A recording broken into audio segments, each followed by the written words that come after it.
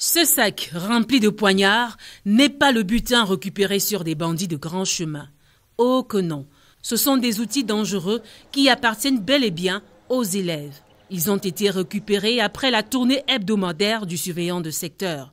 C'est ainsi que certains apprenants frustrés règlent leur compte au corps enseignant. Voyez-vous des armes blanches que nous arrachons chez l'enfant, n'est-ce pas? Ils apportent ces armes blanches pour menacer les enseignants, des surveillants généraux et même des surveillants de secteur. Lorsqu'ils prennent des stupéfiants, ils veulent absolument faire du mal, parce qu'ils sont dans un état second. Et qu'est-ce qui peut bien justifier une telle violence vis-à-vis des enseignants? Mais les cas de violence les plus récurrents concernent la discipline. C'est-à-dire quand nous voulons amener l'enfant à se conformer au règlement intérieur, ça peut être sur sa tenue physique, ça peut être par exemple cette catégorie d'élèves qui refusent de faire le ménage. Et au moment où on leur demande de le faire, devant leurs camarades, ça ne passe pas, ils n'acceptent pas. Pour venir régler le compte d'un encadreur qui a peut-être traduit, n'est-ce pas, un enfant au conseil de discipline, ils viennent même avec ces armes au conseil de discipline. Lorsqu'on essaie de les exclure, ils brandissent ces armes. Alors il faut être habile pour les arracher. Donc c'est le paradoxe, parce qu'en dehors des enseignants, il y en a qui sont plus forts, qui sont plus agressifs, qui agressent même les camarades. Et ça, nous devons d'encadrer tout le monde, d'assurer la sécurité de tout le monde. Le comble parfois, c'est l'attitude de certains parents qui, au lieu de dénoncer, protègent plutôt leur progéniture au détriment des autres élèves. Par exemple, si on traduit un enfant au conseil de discipline, peut-être le parent va se mettre à contester la sanction du conseil de discipline. C'est pour cela que nous déplorons, c'est ce que nous déplorons dans nos milieux. Pour apporter une solution à ce type de cas, la compagnie de sécurité des établissements scolaires et universitaires a été créée. Agression physique ou morale, les enseignants ont le devoir, malgré tout, de transmettre les connaissances aux apprenants, mais dans un cadre serein. Et c'est le minimum requis.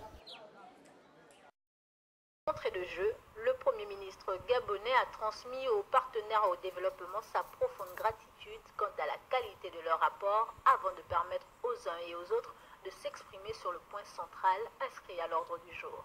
Aujourd'hui, nous avons parlé essentiellement du lancement très prochain de notre programme pour les infrastructures au Gabon.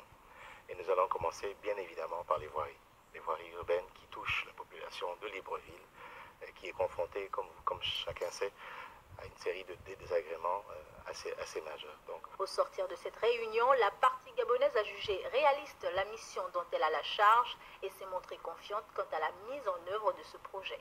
Il y a que à Libreville, il y a beaucoup de besoins et donc ce programme prévoit de réhabiliter une vingtaine de kilomètres de voirie à Libreville. Et nous avons donc dans ce programme d'autres aménagements connexes qui vont être réalisés. Selon les principaux acteurs, avec ce portefeuille de près de 74 milliards de francs CFA, la capitale gabonaise devrait donc voir ses voiries réaménagées d'ici la fin de l'année 2020, conformément à la volonté des plus hautes autorités. Hebdomadaire prévu pour cette session d'apprentissage du langage des signes, destinée à toute personne souhaitant pouvoir s'exprimer avec ce langage. Le but, c'est de sortir un peu la communauté sourde de l'ombre dans laquelle elle se trouve, puisqu'il est vrai que dans la société gabonaise, les sourds sont très peu visibles, parce justement, il n'y a pas cette opportunité pour les entendants d'apprendre leur langage. Donc on a créé ces cours de langue des signes pour que les entendants, le plus entendants possible, puissent venir apprendre, et que ça donne donc des possibilités à ces jeunes ou aux adultes sourds de s'insérer mieux dans le monde, que ce soit dans la vie active ou dans la vie sociale gabonaise. On a des sessions donc de 6 mois de cours avec un cours mensuel, et pour une personne qui suit les cours toutes les semaines, à la fin de ces 6 mois, cette personne sera capable d'avoir des conversations basiques du quotidien avec des sourds et donc de communiquer vraiment. Pour les participants, il faut beaucoup de pratique pour arriver à s'exprimer avec des gestes. Je suis un gros curieux, donc le langage de signes m'intéresse particulièrement parce que je rencontre très souvent des personnes qui ont des difficultés pour pouvoir s'exprimer aisément, et c'est souvent dommage de passer près de ces personnes-là et pas pouvoir échanger, dire bonjour, bonsoir ou bonne journée. On utilise beaucoup les doigts et dans la cerise, ça peut être un peu compliqué si on n'est pas encore habitué. Le langage des signes permet aux personnes sourdes et muettes de communiquer. Elle permet de sortir de l'isolement. Cependant, les signes peuvent varier d'un pays à un autre.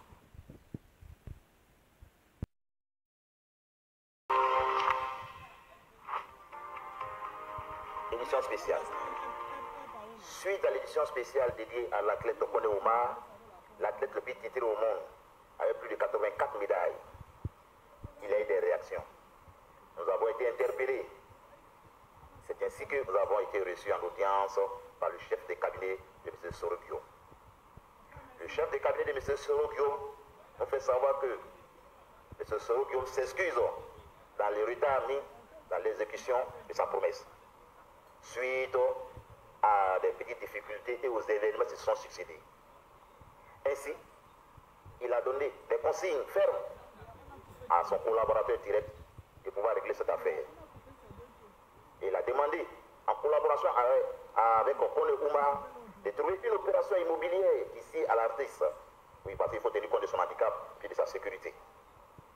Oui, mesdames et messieurs, soyons sûrs, la maison n'a pas encore été donnée. Oui, la maison n'a pas encore été donnée. Je vous connais les Ivoiriens. Mais il a donné des instructions fermes à son chef de cabinet de régler cette affaire. Et que, dès son retour au pays, il y aura une cérémonie officielle pour la remise des clés à l'athlète Okone Oumar. Oui, mesdames et messieurs, juste pour vous dire que M. Soro Guillaume est un homme de parole. Oui, il tient à sa promesse, il tient à sa parole, et il va régler cette affaire.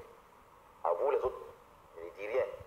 Mais si vous pouvez aider M. Okone Oumar aussi, à la tête Okone Oumar, faites un geste. Faites un geste. Venez aider la tête Okone Oumar aussi.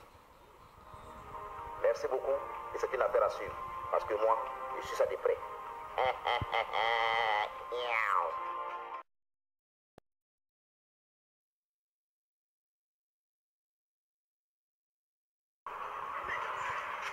Moi, c'est la gendarmerie.